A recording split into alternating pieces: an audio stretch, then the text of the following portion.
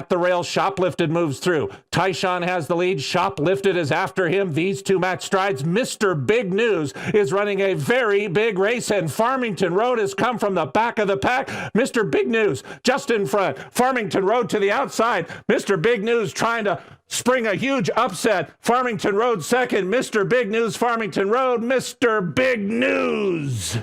Welcome back to another Kentucky Derby profile here on Racing Rundown. Today we're going to be talking about a very late arrival to this year's Kentucky Derby, but another horse who I think is going to present some interesting value going into this Kentucky Derby. I've mentioned before, if you were here last year when I talked about the Kentucky Derby, and if you're a regular listener, you know that one of the things that I look for in the Kentucky Derby every year, because a couple years aside, it usually happens in the Kentucky Derby that there's a huge long shot of greater than 40-1 odds that runs on the board in the Kentucky Derby, and I'm usually trying to find a horse like that. And, you know, to use a more recent example, I'm trying to find this year's Country House. And a horse like Mr. Big News is definitely one that comes to me and is an example of something like that. But, you know, looking at Mr. Big News a little bit further, which is what we're going to do on this video, maybe there are better horses to use than Mr. Big News in that. But let's get into talking about him right now. You know, the common theme with Mr. Big News is in a lot of his races, Mr. Big News has run against stakes horses. In his debut, he was running against Gold Street and Mr. Monomoy, who are both horses who are stakes winners. Mr. Monomoy won one of the divisions of the Risen Star, and Gold Street won a couple of black types earlier this year, including the Smarty Jones at Oaklawn. So those are two good horses, but on his debut, Mr. Big News was well beaten by those. His next start ran fifth behind Accession, who, if you remember the Rebel Stakes earlier this year when Nadal had to nose out Big Long Shot, that was what Accession was in that race. His third start wasn't really facing any quality horse, but was again well beaten. So his first three starts, he's been well beaten. He was second in that third career start, though, but he was beaten 4 lengths.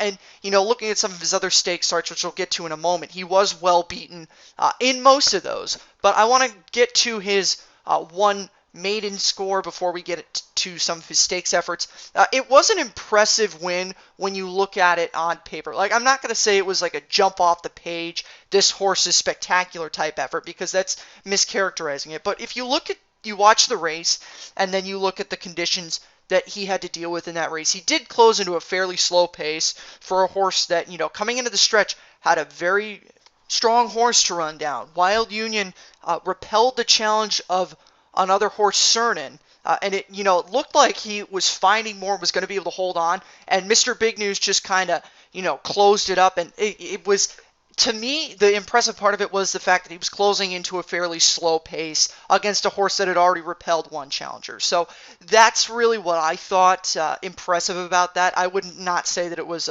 you know, a jump off the board. This horse is going to be a Kentucky Derby contender, but it was a good win for a maiden, for a horse that you know, it was his fourth try trying to win a race.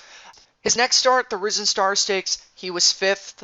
You know, it was another example, closing into a fairly slow pace, but this time it didn't necessarily work out for him. He had to run into horses like Modernist, Major Fed, and Mailman Money, who, you know, were all horses who were closer than him. You know, Major Fed is a horse we would think that comes very far out of races and what he has done in the past, including, you know, in the Louisiana Derby, as we talked about with him. Major Fed was closer. Mailman Money, his stablemate, was closer. So, you know, Mr. Big News in that race was well beaten by, you know, what I would say are good level stakes horses, probably 3 3/4 lengths, if you tally it up together, approximately that amount.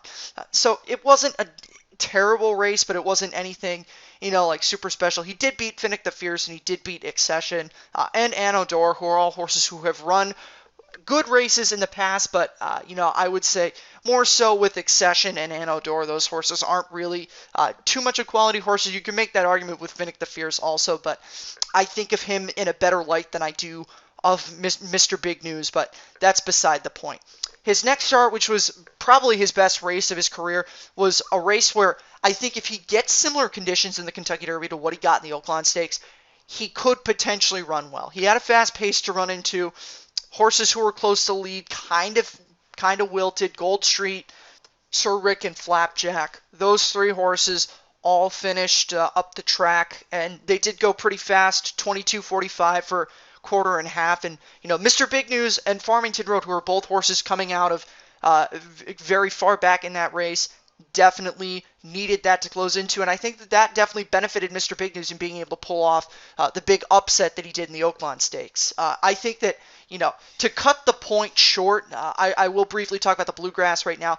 That was another race where he was well beaten. The 5 horses that finished ahead of him, I would, rank them from very good, like your art collector. Swiss Skydiver's obviously the best 3-year-old filly going 2 turns in the United States. Enforceable, Rushy, and Attachment Rate are all good horses, but again, he was well beaten by them, so that kind of negates the positivity that you could take out of that. But suffice it to say, with Mr. Big News, I would say if you're looking for a horse at big odds in the Kentucky Derby, like I mentioned at the beginning of this video, I'm always looking for that. If you're just looking purely based on the odds and you think that there's going to be a pace meltdown or something that could definitely benefit closing type horses that like to come from far back, then Mr. Big News may be your horse, but I think that there are just better horses to use than that, and so ultimately for me, I'm going to stay away from Mr. Big News. I do think he does offer better value than some horses, say, like your Necker Islands and your Winning Impressions, but aside from that, there's not really much that I have to say positively about Mr. Big News. It's kind of the case of,